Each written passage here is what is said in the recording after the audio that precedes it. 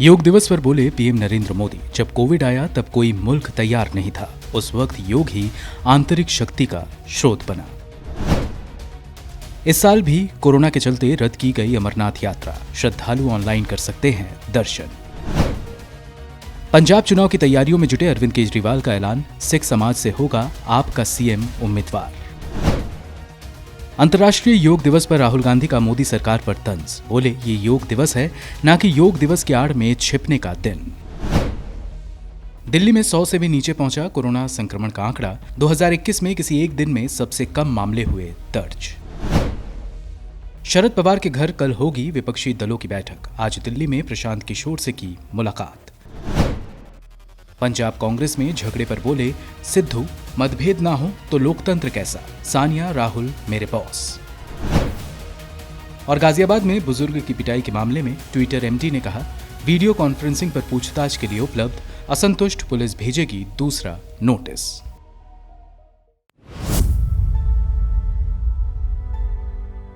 भारत में कोरोना की दूसरी लहर का प्रभाव कम हो गया है, लेकिन अब देश में संक्रमण की तीसरी लहर की दस्तक की बात कही जा रही है।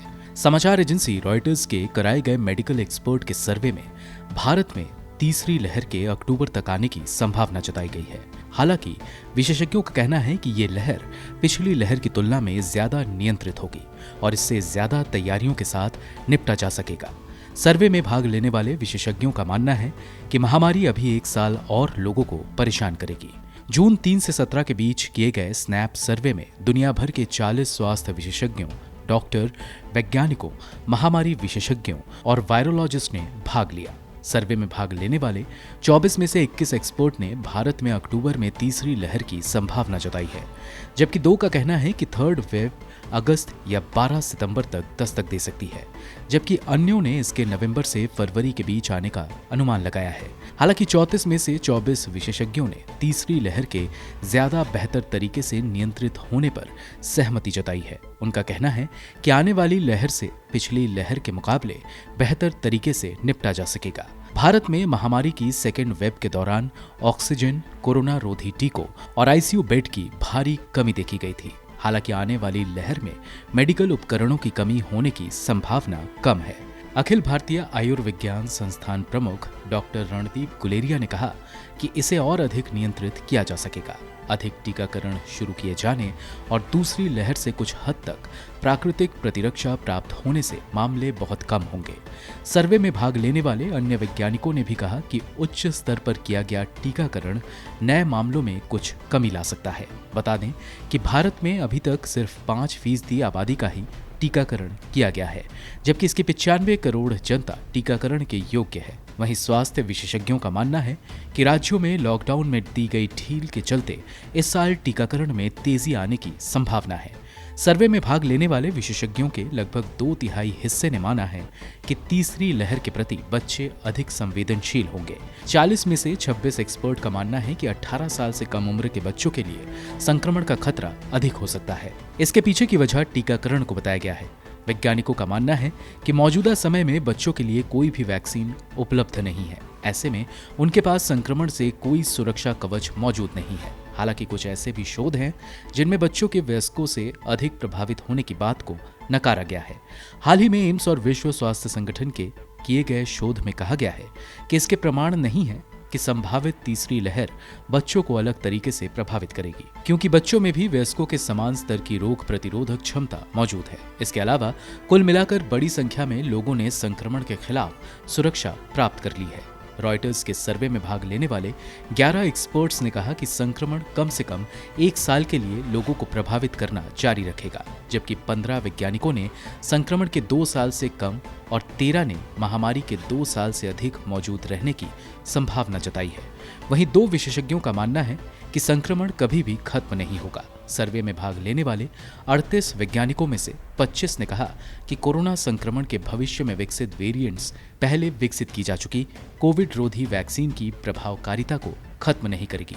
कुछ प्रोजेक्शन बताती है कि संभावित तीसरी लहर महाराष्ट्र को बुरी तरह प्रभावित कर सकती है। महाराष्ट्र सरकार की कोविड-19 के खिलाफ बनाई टास्क फोर्स का कहना है कि राज्य गंभीर रूप से थर्ड वेव की चपेट में आ सकता है। इसका कारण हाल ही में पाया गया कोरोना का डेल्टा प्लस वेरिएंट होगा। जिसके चलते महाराष्ट्र में सक्रिय मामलों की संख्या 8 लाख तक हो सकती है। संभावित तीसरी लहर पर सरकार का कहना है कि तीसरी लहर का असर इस बात पर निर्भर करेगा कि क्या कोरोना इसके नए वेरिएंट को लोगों को संक्रमित करने का कितना मौका मिल रहा है। ब्यूरो रिपोर्ट, गो न्यूज। केंद्र सरकार जम्मू कश्मीर में विधानसभा चुनाव कराने की तैयारी कर रही है। इसके लिए प्रधानमंत्री नरेंद्र मोदी ने अगले हफ्ते गुरुवार को यहां एक सर्वदलीय बैठक बुलाई है। मीडिया में ये खबर सूत्रों के हवाले से चल रही है। साल 2019 में अनुच्छेद 370 को खत्म करने पर पैदा हुए राजनीतिक गतिरोध को समाप्त करने के लिए पीएम मोदी का ये पहला और बड़ा कदम माना जा रहा है। विधानसभा चुनाव की अटकलों को लेकर समाचार एजेंसी पीटीआई ने भी एक अधिकारी के हवाले से बताया है कि जून सप्ताह होने से पहले केंद्र सरकार जम्मू और कश्मीर की सभी क्षेत्रीय पार्टियों के साथ चर्चा चाह रही है ताकि राजनीतिक प्रक्रिया को आगे बढ़ाया जा सके। इसके तहत केंद्र शासित प्रदेश में विधानसभा चुनाव भी शामिल है। दरअसल जम्मू कश्मीर में डिस्ट्रिक्ट डेवलपमेंट काउंसिल यानी कि डीडीसी के चुनावों के बाद से ही ये कयास लगाए जा रहे थे कि प्रदेश में विधानसभा चुनाव की तैयारी भी जल्द हो सकती है। अब केंद्र शासित प्रदेश में इस नए डेवलपमेंट के बाद ये संशय खत्म होता दिखाई दे रहा है। माना जा रहा है कि प्रधानमंत्री के इस बैठक की वजह ये होगी कि केंद्र सीटों की संख्या और विधानसभा के स्ट्रक्चर को लेकर पहले राजनीतिक दलों के साथ चर्चा की जाए। इससे पहले शुक्रवार को केंद्रीय गृह मंत्री अमित शाह ने भी जम्मू कश्मीर में कई विकास परियोजनाओं को लेकर एक बैठक की। इस बैठक में अमित शाह के अलावा उपराज्यपाल मनोज सिन्हा, एनएसए अजीत डोभाल, गृह सचिव अजय भल्ला, आईबी निदेशक अरविंद कुमार, रॉ चीफ समंत कुमार गोयल, सीआरपीएफ महानिदेशक कुलदीप सिंह और जम्मू कश्मीर डीजीपी दिलबाग सिंह भी शामिल थे। हालांकि इसको लेकर पाकिस्तान के विदेश मंत्रालय ने चिंता जताई है। फ्रंटलाइन ने पाकिस्तान के विदेश मंत्री शाह महमूद कुरैशी के हवाले से बताया है कि उन्होंने इसको लेकर संयुक्त राष्ट्र को सूचित करते हुए गंभीर चिंता जताई थी कि भारत कश्मीर में फिर से कुछ नया कर सकता है। बुधवार को पाकिस्तानी विदेश मंत्रालय की ओर से जारी बयान में कहा गया था कि भारत कश्मीर में फिर से अवैध और एक तरफा कदम उठा सकता है। फिर से विभाजन और वहां की जनसांख्यिकी बदलने के लिए कुछ किया जा सकता है। साथ ही उन्होंने संयुक्त राष्ट्र से इस मामले में दखल देने की मांग भी की। हालांकि भारत हमेशा से कहता रहा है कि कश्मीर उसका आंतरिक मामला है और पाकिस्तान को इस पर बोलने का कोई हक नहीं है। अगस्त 2019 में केंद्र सरकार ने उस अनुच्छेद 370 को खत्म कर दिया था जो कि जम्मू कश्मीर को विशेष राज्य का दर्जा देता था। इसके साथ ही राज्य को 2 केंद्र शासित प्रदेशों जम्मू कश्मीर और लद्दाख में बांट दिया था। जम्मू कश्मीर में पूर्व मुख्यमंत्री महबूबा मुफ्ती, फारूक अब्दुल्ला, उमर अब्दुल्ला को केंद्र सरकार ने इस फैसले का ऐलान करने से पहले गिरफ्तार कर लिया था। इन्हें कई महीनों के बाद रिहा किया गया था। ब्यूरो रिपोर्ट, गो न्यूज।